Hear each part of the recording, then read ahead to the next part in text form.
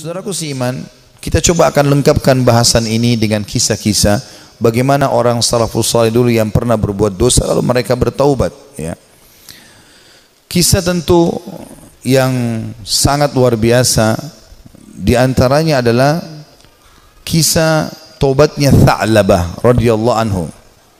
Sahabat Nabi yang mulia ini adalah anak muda yang masih muda dan keimanan sudah tertanam dalam hatinya. Zaman dulu orang tidak punya kamar mandi dalam rumah, maka orang kalau mau pergi ke WC ataupun mau mandi, maka biasanya orang pergi ke padang pasir. Satu waktu Tha'labah radhiyallahu anhu ini keluar, kemudian dia ke padang pasir, lewat, bukan sengaja, lewat. Rupanya dia melewati sebuah tempat mandi tapi untuk seorang wanita Ansar, wanita dari Madinah, ya. Dan wanita ini terkenal, ya, sangat punya kecantikan dan kulitnya putih bersih. Dan ini bukan terlihat, telanjang bulat semuanya, tidak. Tetapi Tha'labah radhiyallahu anhu lewat. Zaman dulu tempat mandinya laki-laki sama perempuan untuk membedakannya, kalau laki-laki itu dibuat pelapa kurmanya sampai ke daerah kepala sehingga bagian kepala terlihat dan orang tahu di dalam itu adalah orang. Ini di padang pasir, dibuat kayak WC-WC umum gitu, ya, tapi masing-masing punya. Kalau perempuan tertutup semuanya, tetapi karena terbuat dindingnya dari pelapa kurma, ya, mirip dengan pelapa-pelapa kelapa kita sekarang, ya, ada serat-serat, ada lubang celah di antaranya, maka dia sempat lihat sepintas perempuan tersebut dan itu mengganggu hati dia. Begitu melihat langsung terganggu hatinya, padahal dia tidak niat untuk sengaja mengintip orang mandi. Maka dia merasa tulang-tulangnya gemetar, kesemutan, otot-ototnya merasa kesakitan dan lemas. Lalu kemudian dia segera naik ke atas sebuah bukit yang sangat tinggi di Madinah. 40 hari dia nggak pernah turun. 40 hari di atas gunung tersebut bertaubat kepada Allah Subhanahu wa taala. Salat di sana, dia makan minum di sana, pokoknya tidak mau pulang ke rumahnya. Nabi SAW memiliki tradisi, seringkali beliau kalau habis sholat melihat sahabat-sahabatnya. Tapi karena Tha'labah ini bukan orang yang sering ada di depan, maka Nabi SAW tidak melihat dia.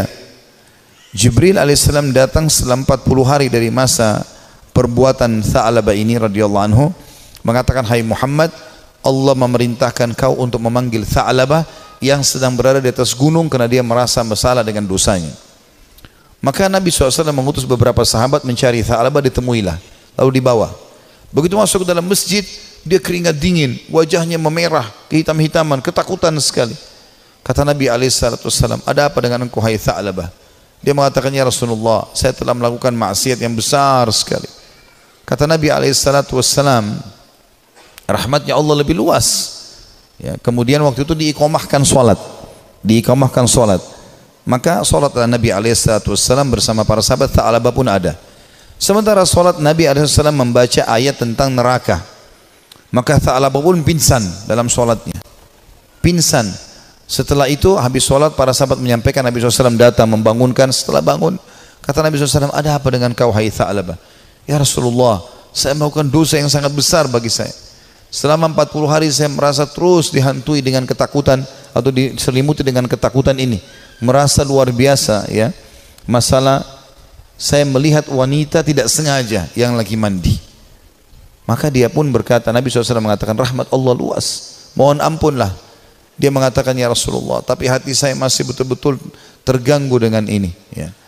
Maka Nabi SAW setelah mengatakan rahmat Allah luas, pulanglah semua sahabat ke rumah sampai beritakan Nabi SAW kalau Tha'labah sakit di rumahnya.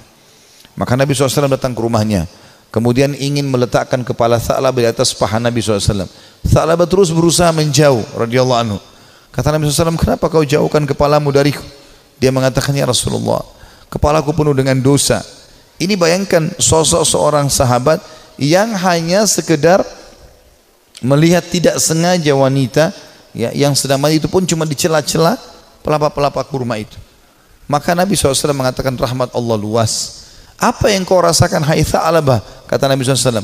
Kata Tha'labah, "Ya Rasulullah, semenjak saya lakukan perbuatan tersebut, hatiku rasanya seperti sedang direngut, ya, seperti ditekan dengan sesuatu. Tulang-tulangku dan otot-ototku seperti kesemutan semuanya. Aku merasa ketakutan yang luar biasa. Apa harapanmu, kata Nabi SAW. Dia bilang, harapanku agar Allah memaafkan semua dosa-dosaku. Ya, bukan cuma itu saja, aku memaafkan, mohon supaya Allah maafkan semua kesalahanku. Maka Nabi SAW mendapat wahyu dari Jibril AS. Jibril mengatakan, sampaikan kepada Tha'labah, hai Muhammad, kalau Allah sudah memaafkan bukan cuma itu tapi semua dosanya. Maka Nabi SAW mengatakan, hai Tha'labah, terimalah berita gembira, karena sungguhnya Tuhanmu Allah telah memaafkanmu, dan ini Jibril datang menyampaikan wahyu itu. Maka Tha'labah pun bergembira, senyum, kemudian dia bertakbir lalu meninggal dunia. Maka pada saat dia wafat, teman-teman sekalian radhiyallahu anhu, sahabat Nabi yang mulia, saking takutnya dengan Allah sampai mati, meninggal, ajalnya datang.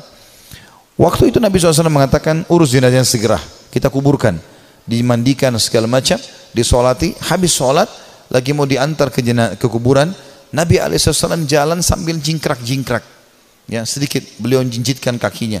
Kata para sahabat, ya Rasulullah, kenapa anda lakukan itu? Kata Nabi SAW,